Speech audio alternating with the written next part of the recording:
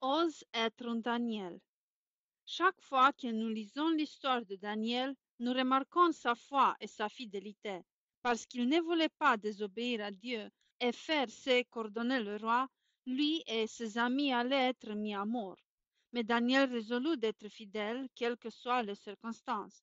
Quand il apprit qu'il devait être tué ainsi que ses amis, il ne chercha pas à s'enfuir, il ne les quitta pas, il resta avec eux et ensemble ils prirent et demandèrent à Dieu de venir à leur aide.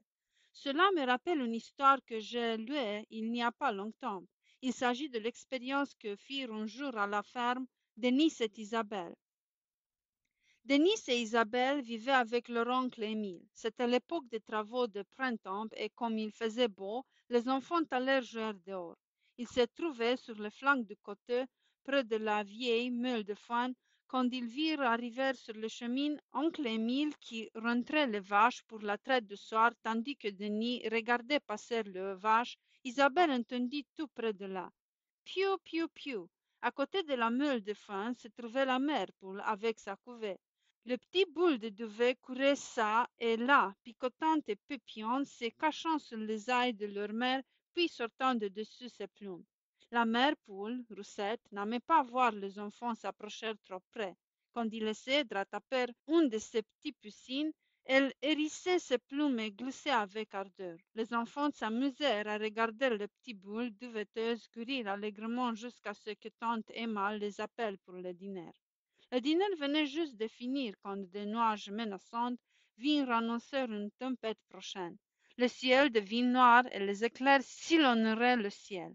Avant que Denise ait eu le temps de se coucher, la pluie tomba à torrents. L'orage se calma finalement, mais pendant que les enfants dormaient, une autre tempête accompagnée d'éclairs et de tonnerre éclata. La foudre tomba près de la vieille meule et mit le feu à la paille sèche. Avant qu'oncle Émile ait eu le temps d'éteindre la flamme, la plus grande partie de la meule avait brûlé. Denis et Isabelle allèrent voir le lendemain matin ce qu'il en restait et tout près ils virent un objet noir brûlé en partie. Il était incapable de dire ce que c'était. Denis posa l'objet brûlé avec le pied et les enfants entendirent alors piou piou piou. La forme noire et brûlée était ce qui restait de Roussette, transformée par le feu en une sorte de carapace et protégeant les petites boules duveteuses. Lorsque Denis s'approcha, les poussins sortirent pépiantes et sautillantes, sains et saufs, bien que leur mère soit morte.